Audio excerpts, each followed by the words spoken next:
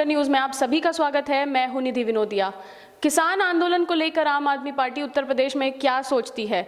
आने वाले पंचायती स्तर के चुनाव में आम आदमी पार्टी की क्या क्या तैयारियां हैं, आइए बात करते हैं उत्तर प्रदेश आम आदमी पार्टी के प्रदेश अध्यक्ष सभाजीत सिंह जी से। सर, आपका बहुत बहुत धन्यवाद हमारे चैनल से जुड़ने के लिए। दर्शकों को मेरा नमस्कार। सर, मेरा पहला सवाल, किसान आंदोलन को आप कैसे देखते हैं? 10 दौर की वार्ता हो चुकी है, 55-56 दिन से अधिक हो चुके हैं, किसान आज भी सड़कों पर है इस शीतलहर में। क्या ये देश के अन्नदाता का अपमान नहीं है? देश का किसान उस काले कानून के खिलाफ आंदोलन कर रहा है कि जिसमें उसको उस कानून में अपना भविष्य नहीं दिखता है। और पिछले 2 महीने से किसान दिल्ली के बॉर्डर पर इस भयंकर शीतलहरी के बावजूद हजारों की तादाद में वहाँ आंदोलन कर रहा है। उनकी मांग क्या है? उनकी मांग यह है कि जो कानून है उस कानून में न्यूनतम समर्थन मूल्य की गारंटी नहीं है। भाई, देश का पूंजीपति जब कोई सामान का उत्पादन करता है तो उसकी प्राइस वो खुद तय करता है। देश का किसान पहला ऐसा व्यक्ति है कि जो अनाज का उत्पादन करता है लेकिन उसकी न्यूनतम समर्थन मूल्य सरकार तय करती है। सरकार द्वारा तय की गई न्यूनतम समर्थन मूल्य की वो गारंटी चाहता है। ये कानून ये नहीं कहता। इस कानून में गारंटी की कहीं कोई जिक्र नहीं है। दूसरा, इस कानून में ये कहा गया है कि भाई आप असीमित भंडारण कर सकते हैं। तो असीमित भंडारण तो कोई किसान करता नहीं। असीमित भंडारण का काम उद्देश्य के वो लोग करेंगे जिनके पास बड़ी बड़ी गोदामें हैं, जिनके पास पैसा है, वो लोग असीमित भंडारण करेंगे।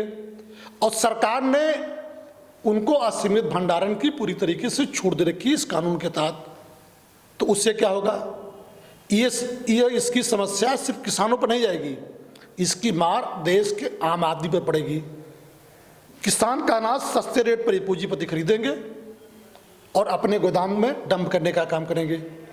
जब मार्केट में अनाज की किल्लत पैदा होगी तो मनचाही कीमत पर ये गोदाम से निकाल के बेचने का काम करेंगे। तो उसका असर तो आम जनता पर होगा। तो इससे न किसानों का फायदा है और ना आम आदमी का फायदा है जो देश के। तो ऐसे कानूनों के खिलाफ देश का किसान जो है पिछले 2 महीने से आंदोलन कर रहा है और 65 से ज़्यादा देश के किसानों को शहादत देनी पड़ी इस आंदोलन में। इसके बावजूद मोदी सरकार किसानों की बात को गंभीरता से सुनने को तैयार नहीं है। तारीख पर तारीख दे रही है। 1 दौर की बात हुई, 2 दौर की बात हुई और लगातार 8 से 10 दौर की बात होने के बावजूद आज जो है किसानों की किसी भी समस्या का समाधान नहीं हो पाया। ये बहुत दुर्भाग्य की बात है। देश में आधी से ज़्यादा आबादी देश के किसानों का है और किसान से पैदा की गई अनाज की रोटी हम भी खाते हैं, आप भी खाते हैं, देश के प्रधानमंत्री, राष्ट्रपति और देश का आम आदमी भी खाता है। तो कम से कम ऐसे अन्नदाता की बात को सुनो और उनकी समस्या का समाधान करो।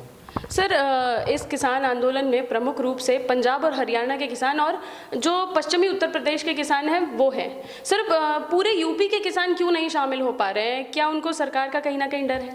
देखिए, सरकार का डर नहीं है। किसान जहाँ पे हैं वहाँ पे जो आंदोलन कर रहे हैं। लखनऊ में आंदोलन था, हम लोग भी गए थे, उसमें शामिल हुए थे। जो फैजाबाद के दूसरे जिलों में भी जो आंदोलन हुआ वहाँ भी लोग गए। लेकिन चूंकि पश्चिम के किसान दिल्ली से सटे हुए हैं, दिल्ली में आंदोलन चल रहा है, तो इसलिए पश्चिम के ज़्यादा किसान जो है भागीदारी कर रहे हैं। बाकी उत्तर प्रदेश के हर कोने से किसान वहाँ जा रहे हैं, एक निश्चित समय तक उस आंदोलन में शामिल हो रहे हैं, फिर वापस जो है वो लौट रहे हैं। और पूरे देश भर के किसानों की मांग है कि इस कानून को वापस किया जाए। ये कानून किसानों के हित में नहीं है। सर, मेरा एक सवाल यह है कि आम आदमी पार्टी जो है वो पंचायत चुनाव लड़ने जा रही है, पंचायत चुनाव में उतर रही है। तो सर, मेरा ये पूछना है कि क्या ये उस टैग को हटाने का प्रयास भी है जो कि जिसमें कहा जा रहा है कि जो आम आदमी पार्टी है वो सिर्फ और सिर्फ शहरी क्षेत्र की पार्टी है? तो आम आदमी पार्टी उत्तर प्रदेश के अंदर पंचायत का चुनाव भी लड़ेगी और 2022 का विधानसभा का चुनाव भी लड़ेगी। पंचायत चुनाव को लेकर पार्टी की विधानसभा स्तर पर जो है वो तैयारियां चल रही हैं। विधानसभा लेवल से जिला पंचायत के जो स्तर पर हमने उम्मीदवारों के आवेदन भी मांगे हैं। हजारों की तादाद में लोग हम पार्टी को आवेदन भी किए हैं। और आपको एक चीज़ ताज्जुब होगा कि हमने जब आवेदन मांगा तो हमारे पार्टी से लड़ने वाले जो आवेदन करता हैं, संगठन के साथ साथ बहुत सारे ऐसे लोग हैं जो डॉक्टर हैं, शिक्षक हैं, आरटीआई कार्यकर्ता हैं, सामाजिक कार्यकर्ता हैं और बहुत सारी वो महिलाएं भी हैं जो एनजीओ के जरिए जो समाज में काम करती है। उन सारे लोगों ने भी आवेदन किया जो आज की डेट में पार्टी की सदस्य भी नहीं है। आम आदमी पार्टी उन सारे आवेदनों पर इकट्ठा कर रही है और उस पर हम अपने साथियों के साथ, जिला इकाई के साथ बातचीत करेंगे और फिर एक एक सीट पर अपने उम्मीदवार का ऐलान करेंगे। सर, आम आदमी पार्टी का पंचायती स्तर पे जो चुनाव है उसकी क्या रूपरेखा रहेगी, क्या तैयारियां हो चुकी हैं और जो आने जैसे जो चुनाव होंगे उसमें क्या लगता है जो प्रदर्शन है वो कैसा रहेगा, अच्छा रहेगा? जो हमारे पास दिल्ली में अरविंद केजरीवाल जी की सरकार का विकास का मॉडल है। अरविंद जी की सरकार का जो मॉडल हिंदुस्तान की किसी भी राज्य सरकार से सबसे बेहतर मॉडल है। हमने दिल्ली में 200 यूनिट बिजली हमने माफ़ की, हमने महिलाओं को सरकारी बसों में फ्री यात्रा की सुविधा दी और उनकी सुरक्षा को लेकर हमने, हिंदुस्तान का पहला राज्य है जहां महिलाओं को सरकारी बसों में फ्री यात्रा की सुविधा है और उनकी सुरक्षा में सरकार ने जो मार्शल तैनात किया है। हमने किसानों को 50,000 रुपये पर हेक्टेयर मुआवजा दिया फसल नुकसान होने पर। देश का पहला राज्य है कि जो किसानों को फसल नुकसान पर इतना ज़्यादा मुआवजा देती है। हमने शिक्षा के क्षेत्र में, चिकित्सा के क्षेत्र में, बिजली के क्षेत्र में, पानी के क्षेत्र में और किसानों से लेकर महिलाओं को सुरक्षा देने तक जो भी दिल्ली सरकार के पास व्यवस्था थी, हमने इन सारे लोगों के हितों में काम किया है और हमारे पास एक विकास का मॉडल है। उस मॉडल को लेकर हम उत्तर प्रदेश के गांव-गांव घर-घर जाएंगे और हम लोगों को उम्मीद है कि उत्तर प्रदेश की जनता जो आम आदमी पार्टी के मॉडल को पसंद करेगी और हमको मौका देगी। सर, जैसे कि आपने बताया कि आम आदमी पार्टी का मॉडल है, तो सर यूपी को लेकर क्या प्लान है? जो दिल्ली मॉडल है उसी को यूपी में भी लागू किया जाएगा या फिर जैसे अब ये प्रदेश बड़ा है तो उसमें शिक्षा, स्वास्थ्य और जो कानून है उसके लिए चुनौतियाँ थोड़ी अलग रहेंगी? देखिए, सरकार की काम करने की नीयत होनी चाहिए। अरविंद केजरीवाल जी की जब सरकार बनी थी तो दिल्ली सरकार का बजट घाटे में था। दिल्ली सरकार का बजट 2015 में 30,000 करोड़ था।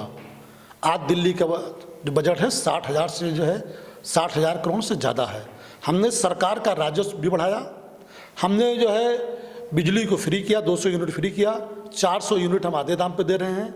हमने शिक्षा व्यवस्था में बेहतर सुधार किया, हमने इलाज के लोगों को समुचित व्यवस्था की, महिलाओं को सरकारी बसों में फ्री यात्रा की सुविधा दी, हमने किसानों को 50,000 पर हेक्टेयर मुआवजा दिया। इन सब के बावजूद दिल्ली देश का पहला राज्य है जो राज्य सरकार इतना फ्री देने के बावजूद फायदे में है।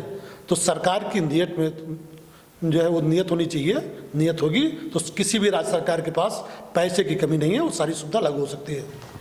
सर, मेरा आखिरी सवाल आपसे यह है, क्या आने वाले 2022 में यूपी की सभी 403 विधानसभा से आम आदमी पार्टी चुनाव लड़ेगी या कुछ चिन्हित विधानसभा से लड़ने का प्लान है? तो आम आदमी पार्टी उत्तर प्रदेश की सभी 403 विधानसभाओं की तैयारी कर रही है। हमारे पास ब्लॉक लेवल तक संगठन है और हम उत्तर प्रदेश के हर गाँव में, हर घर में हम अरविंद केजरीवाल का संदेश लेके जा रहे हैं। हम 403 विधानसभा के चुनाव में लड़ेंगे, उसमें कहीं किसी को शंका नहीं होनी चाहिए कि हम कुछ सीटों पर लड़ेंगे। हम उत्तर प्रदेश की राजनीतिक व्यवस्था है, जाति और धर्म की जो राजनीति है, हम उसके खिलाफ, जनता के बुनियादी सवालों पर, शिक्षा की बदहाली जो उत्तर प्रदेश में है, सरकारी जो अस्पतालों की जो बदहाली जो है, हम महिलाओं को सुरक्षा के मुद्दे पर, हम उत्तर प्रदेश में जो किसानों की जो आर्थिक स्थिति खराब है, इन सारे सवालों को लेकर हम उत्तर प्रदेश के गांव-गांव घर-घर जाएंगे और उत्तर प्रदेश में हम लोगों को जागरूक करेंगे कि जाति और धर्म की राजनीति से आपका कोई भला नहीं होने वाला। आप अपने मुद्दों पर वोट दीजिए और हम लोगों को भरोसा है कि जनता के बुनियादी सवालों पर जनता हमारे साथ खड़ी होगी। धन्यवाद सर। तो ये थे हमारे साथ आम आदमी पार्टी उत्तर प्रदेश के प्रदेश अध्यक्ष सभाजीत सिंह जी, जिन्होंने बताया कि क्या है आने वाली तैयारियां इनकी जो उत्तर प्रदेश में होने वाले पंचायती स्तर के चुनाव है उसके बारे में। देखते रहिए फुटकर न्यूज़, लाइक शेयर सब्सक्राइब करिए और बेल आइकन दबाना ना भूलें। नमस्कार।